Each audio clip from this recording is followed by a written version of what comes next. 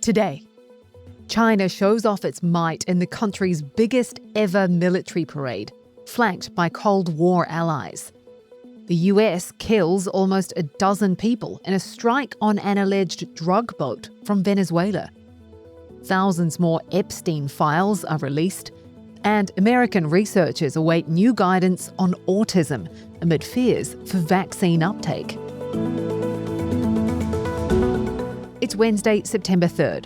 This is Reuters World News, bringing you everything you need to know from the front lines in 10 minutes, 7 days a week. I'm Kim Vanel in Wanganui, New Zealand.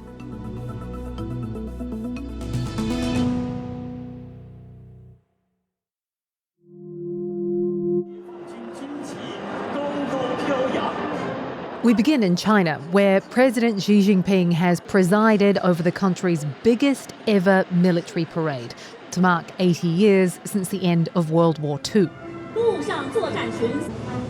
50,000 people watch on as a highly choreographed display of military hardware rolls through Beijing. From intercontinental ballistic missiles to aerial drones and torpedoes, and its newest tech, so-called robot wolves, four-legged robots which can replace human soldiers in combat. To end, acrobatic jets fly over Tiananmen Square with coloured smoke plumes, and 80,000 pigeons symbolising peace are released. I spoke to Greg Turode, who was watching the parade from Singapore. It's quite clear that a lot of people have been struck by the sweep of the technology on display. This time, there's a sense that China's deploying cutting-edge technology to kind of tie all its weapons together. So tanks, for example, had come bristling with air defense systems, with drones attached that can be released. The cyber forces and the information support forces were displaying, there was electronic jamming equipment, there was all kinds of little devices that China was showing off. What was Xi Jinping's message? You're going to have a real problem in a conflict in East Asia because with the large sea drones that we can deploy underwater and the hypersonic missiles that we can rain down in the near seas, it's going to be very problematic for US ships and even US bases. But Greg says there are question marks over China's full capabilities. It's been a long, long time since China has fought a war. So a lot of this equipment and technology is essentially operationally untested in terms of conflict. Xi was flanked by Russia's Vladimir Putin and North Korea's Kim Jong-un. Another guest making waves, Kim Jong-un's teenage daughter, fueling speculation she may be his potential successor. US President Donald Trump posting a message to Xi Jinping on Truth Social, saying, "Please give my warmest regards to Vladimir Putin and Kim Jong-un as you conspire against the United States of America." The US military has attacked a boat in the Caribbean, killing 11 people on board. President Donald Trump says the speedboat was carrying drugs and the crew were members of Venezuelan gang Tren de Aragua, which the US designates a terrorist group. Phil Stewart is Reuters' national security reporter and says usually in a drug trafficking incident, a boat would be stopped, drugs seized, and people arrested, not killed. So President Trump shared a video, and that video looked very familiar to those of us who cover the US military because it kind of harkened back to the wars on terrorism in Afghanistan and Iraq, where you'd see kind of overhead video from a drone shortly before it takes out a target. But what was really different about this was it was an isolated, cropped shot of a boat heading through the waters. And all you saw was kind of figures on the boat, and then boom, the boat exploding. There's been a build-up of US naval ships in the Caribbean in recent weeks as part of a pledge by Trump to crack down on drug cartels. The president accuses Venezuelan President Nicolas Maduro of controlling this gang. But as reporter Julia Sims-Cobb explains, Venezuelan officials reject that. So Venezuelan Communications Minister Freddy Nanez put on Telegram that he thinks the video that Trump posted on his Truth Social is generated by AI. Reuters actually did an initial verification and we don't see any signs of AI. And then in terms of what Venezuela says about the Tren de Aragua gang, they have said for years that the Tren de Aragua no longer exists within Venezuela, that they defeated this gang. And while the gang may have started in Venezuela, it no longer has any presence there. Kraft Heinz is splitting itself in two to boost profits and its share price.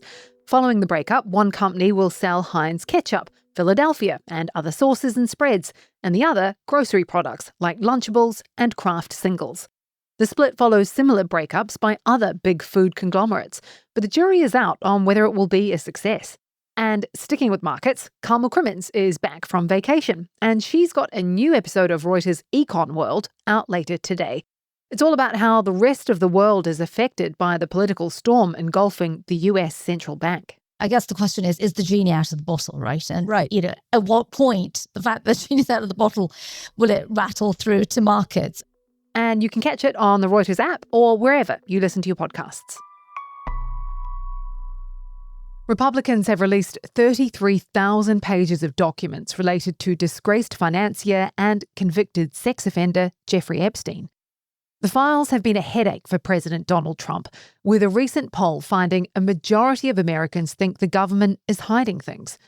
I spoke to legal reporter Jack Queen, who says much of this release is already public files on Epstein's associate, Ghislaine Maxwell, although, he says, the release does include some new videos. The most interesting things to my eyes were these videos of interviews that Florida law enforcement did with alleged Epstein victims as part of their investigation into him in 2005 and 2006. And you can't see the girls' faces. They're blurred out and their names are bleeped out of the videos. But basically they were describing meeting Jeffrey Epstein and giving him massages.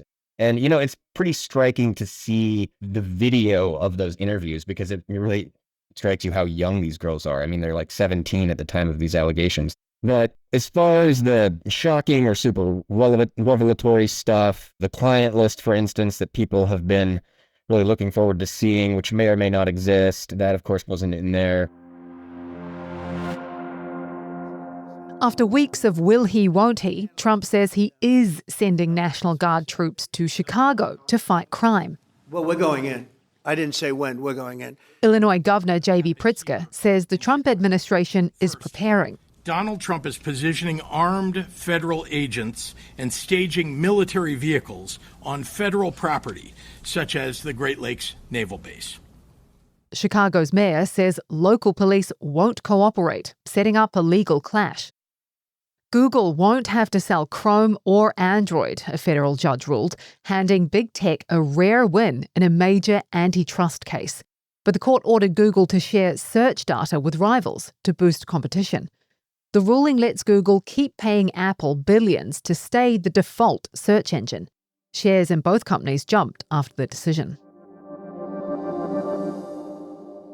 There are fears that a government-funded study on autism could mean people stop vaccinating their children.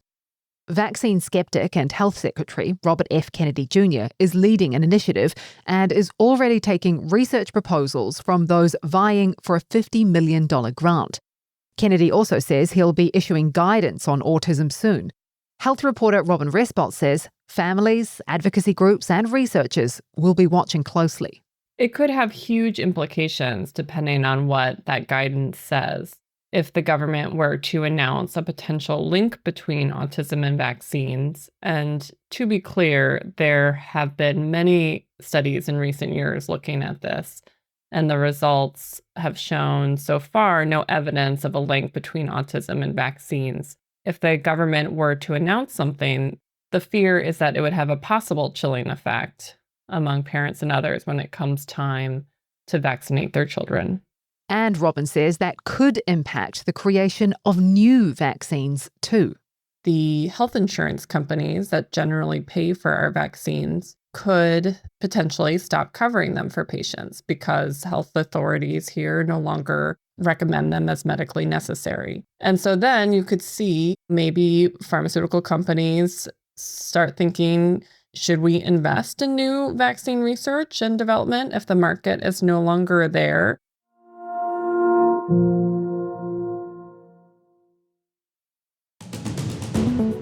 And for today's recommended read, a yogurt and its fans from the other side of the world.